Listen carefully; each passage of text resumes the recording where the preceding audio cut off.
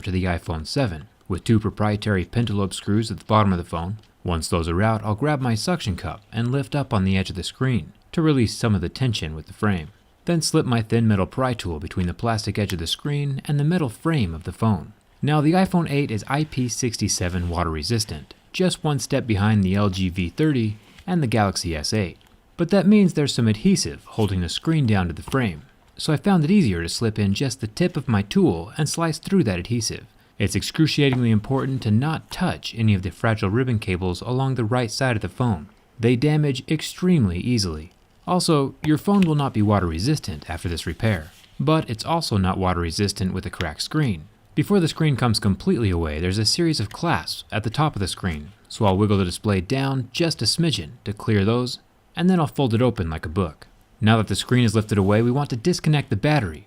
We'll find that connector under this metal plate with the 4 normal Phillips head screws holding it down. Using my plastic pry tool to not short anything out, I'll unclip the battery connector like a little Lego, and then pop off the screen and home button ribbons. They unsnap like Legos as well. There's one more ribbon at the top of the phone for the front camera and sensor array. I'll unscrew these 3 Phillips head screws, making sure to keep them organized. All the screws are different sizes, so it's important that they go back in the same hole they came from. And then the top ribbon cable can disconnect like the others. Then the whole screen can pull away from the phone. There's quite a bit of black waterproofing adhesive around the whole edge of the screen. Now that the screen is out of our way, let's take a look at this battery. It looks a bit different than usual. Instead of 2 magical pull tabs, we have 4, which is a good thing in my opinion. If you fail on one, it's not that big of a deal. Basically, with the magic pull tabs, you grab the lip of the little black tab and then pull it out from underneath the battery. As the adhesive stretches, it loses its stickiness. Just repeat the process 3 more times with each of the little pull tabs. These are seriously the best way to adhere a battery. No heat or violence required for removal. The 4-tab method also keeps the adhesive from sticking to the top of the wireless charging, which you'll see here in a second. Now that the battery's out, you can see why a glass-backed phone was impossible. The entire back is actually metal, except for the wireless charging pad in the center, so there would be nothing to look at anyway, even if the glass could become clear. This metal frame is also probably what keeps the phone so rigid during my durability test. The adhesive that holds the rear glass panel against this metal does not soften with heat like the Samsung phones do. It's a pretty permanent situation. I'll dive deeper into the wireless charging and waterproofing of the iPhone 8 in another video. This is just the battery and screen replacement.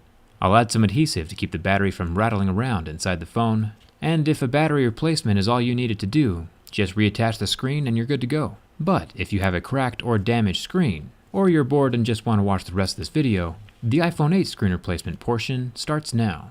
Up at the top lies the earpiece, which is also one of the dual stereo speakers. This needs to be transferred over to the new display. There's a metal bracket with 3 Phillips head screws holding it down. Remember to keep all those screws organized in a way that they can go back in the holes they came from. Pulling that front 7-megapixel camera out of the way reveals 2 more Phillips head screws that hold down the speaker.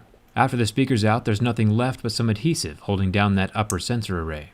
It's important not to put too much pressure on the ribbons as you lift them up. These are about as fragile as paper and can tear, so if you want to keep things functional, go slow and be careful. Now the only thing between us and the new screen is a large metal plate covering the back of the LCD that we will most likely have to transfer over to the replacement display. This has Apple's usual proprietary Y000 screws, also sometimes called the Y.6 tri-wing. It's funny that no matter how hard Apple tries to keep people from repairing their phones, the same people develop new tools to get around these barriers. Speaking of barriers, remember that part where I said to keep your screws organized? That's especially important with the home button. This thing is finicky. There are 3 screws holding the bracket in place and 1 screw going down directly into the button itself. All of these are the same tri-wing screws we've been working with. After that bracket comes off, I'll pull up the fragile as paper ribbon cable from the frame of the screen, and then drop the home button out through the front glass. The large metal backplate can lift up from the screen at this point, except for the part that is adhered to the paper-thin ribbon cables at the bottom. Taking special care not to tear the ribbon cables, I'll pry them off the metal plate with a plastic pry tool.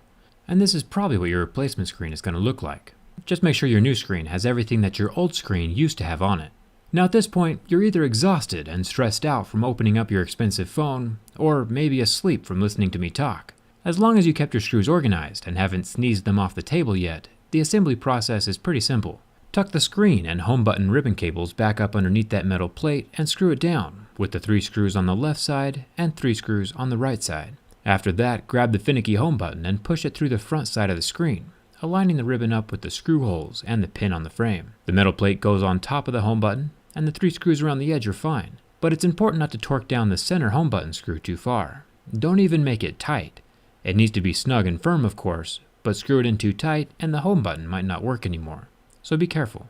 Once the home button's in place, we go up to the top for the accordion-like sensor array ribbon. I'll start with the rightmost box sensor, plop it into the square hole, and then fold the whole thing over to the left, lining everything back up with the grooves they came from. The golden circular pads at the bottom that give signal to the speaker line up with the 2 pins to keep them in the correct location. The top speaker gets put down before the camera and screwed in with the bottom 2 screws. Then the camera itself gets folded over the top of the speaker and set down into the circular hole it came from. Then the middle bracket with its 3 screws holds everything down tight. It should fit naturally at this point. It won't need to be forced into place if you origamied everything into the correct position. Now that the screen is assembled, it's probably easiest to plug in the top ribbon into the motherboard first, since it's at a weird angle, and then the bottom LCD and home button ribbons clip in after that, just like little Legos. The battery is the last thing you want to plug in. I usually test the phone at this point to make sure the new screen functions. If there are lines going through your screen or it doesn't turn on or look right, it might be a bad connection with the motherboard. Or it could just be a bad replacement screen. Double check the connection first.